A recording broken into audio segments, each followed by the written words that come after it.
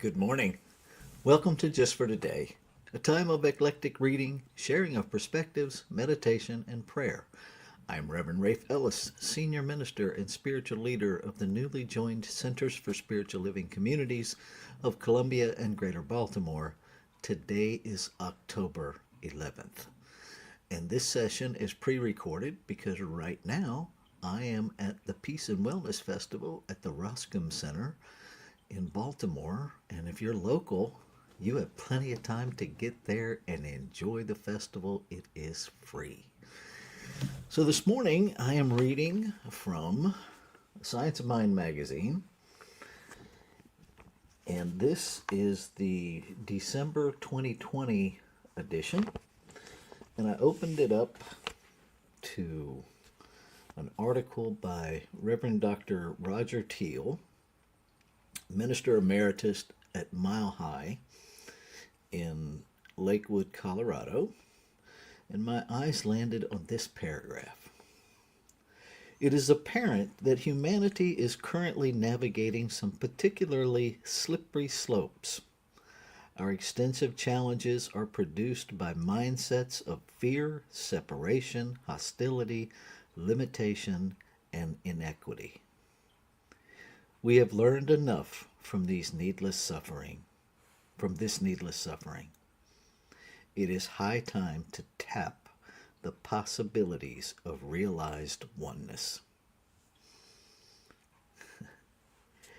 What strikes me immediately is that this was written 5 years ago, and it is absolutely appropriate for today. And ultimately, it could have been written 100 years ago, and it would have been appropriate.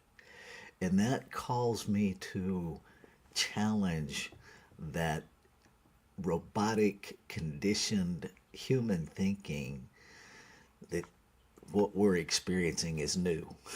Right? It's not new. It's just a different version of fear, separation, limitation, hostility, and inequity.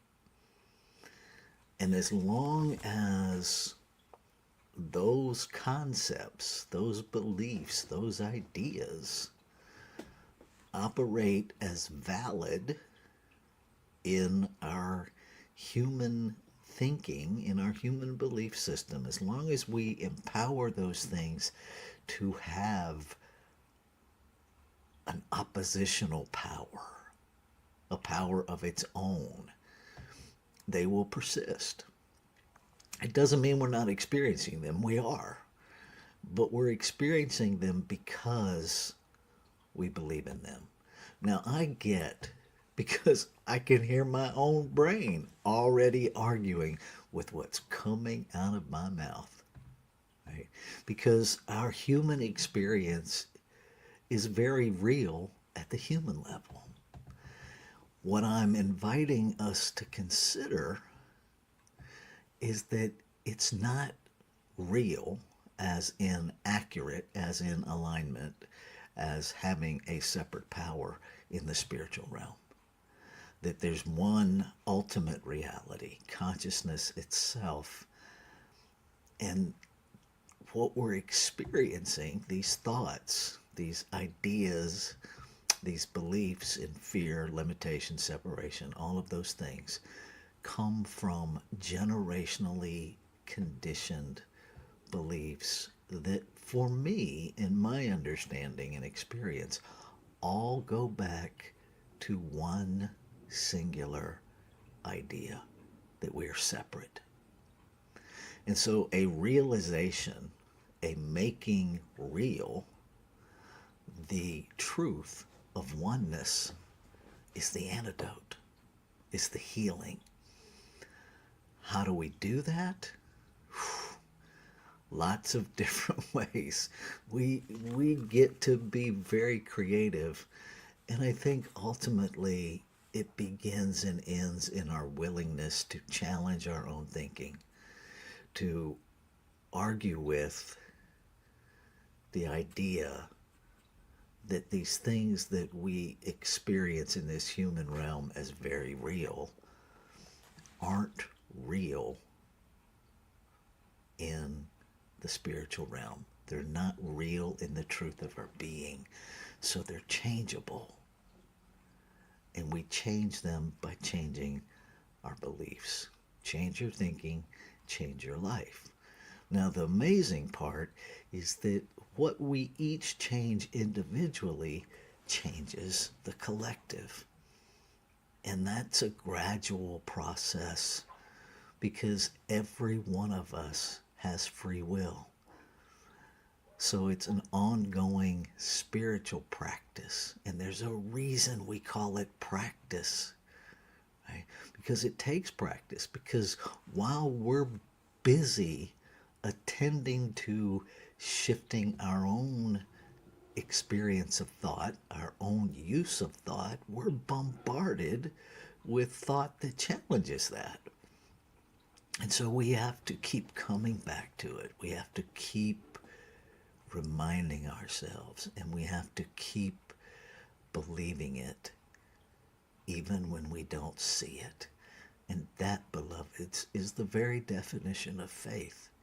The belief in things not seen. And when we do see what we don't see, we will see what we think we can't see. It's really that simple.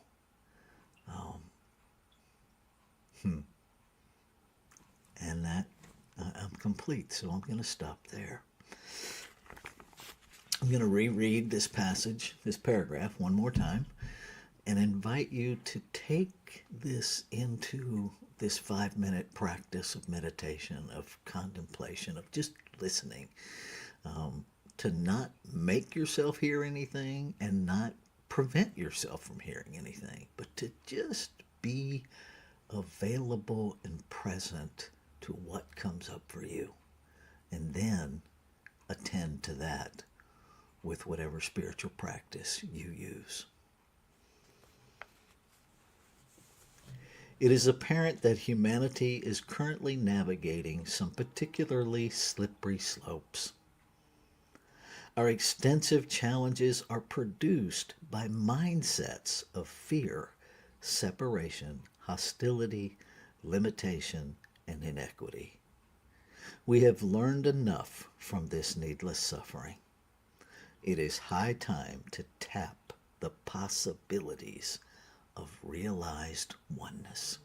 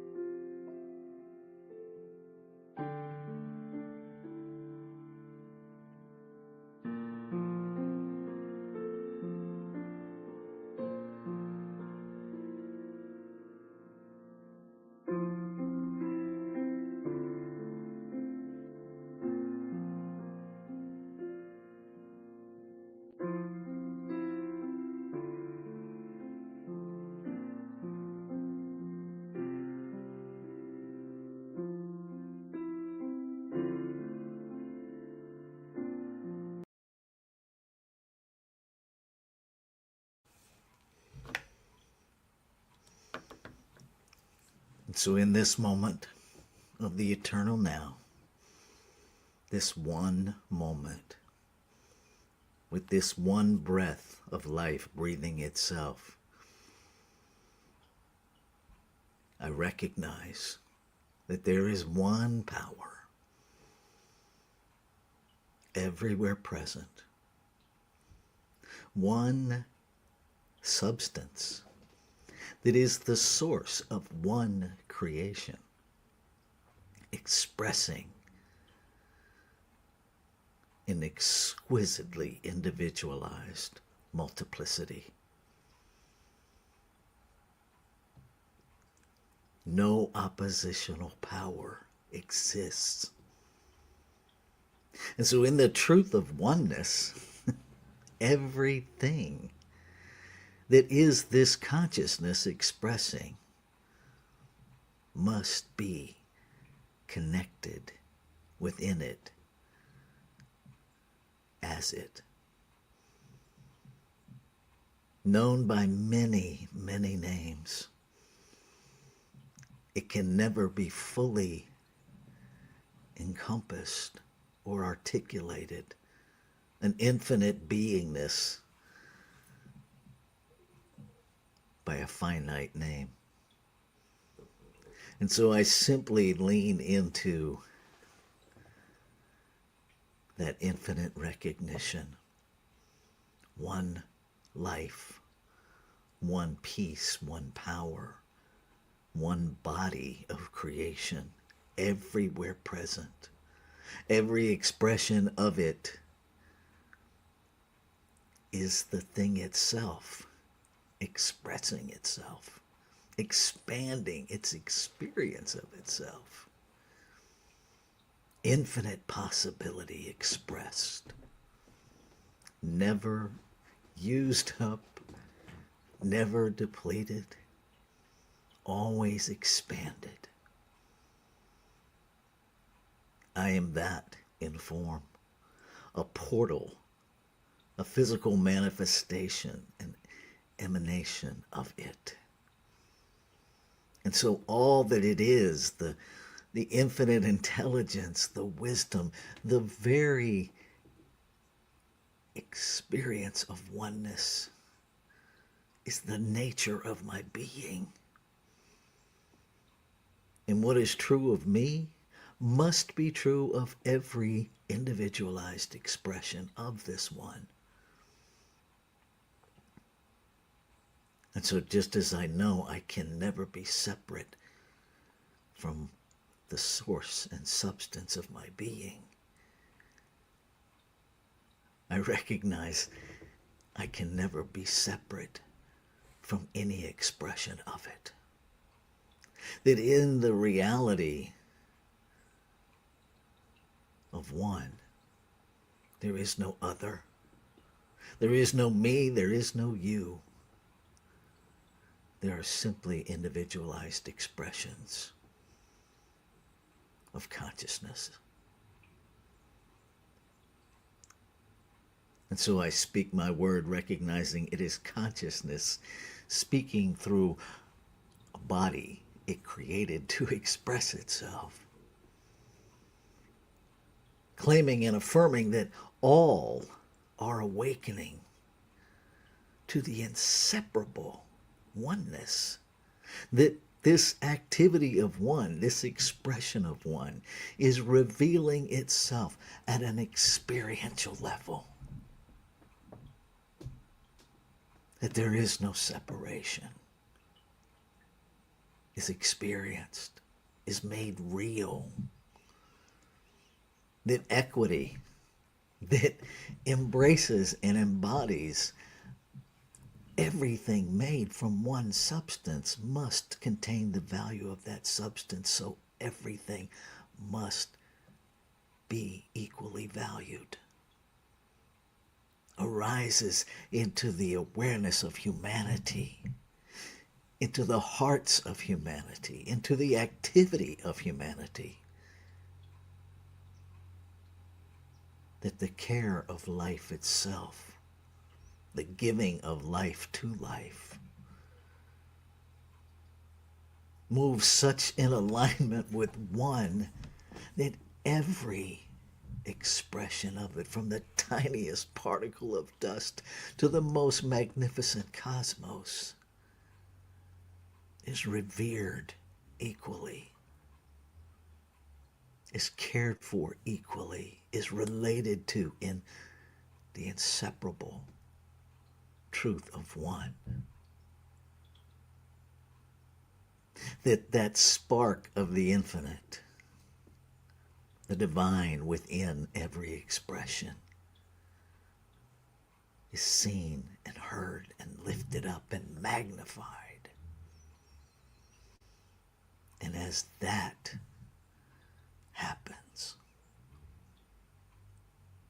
every sense of separation is healed.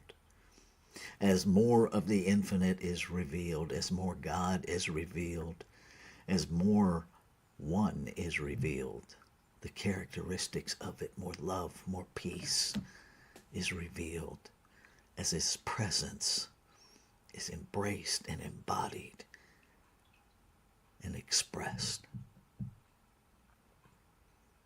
I am so grateful.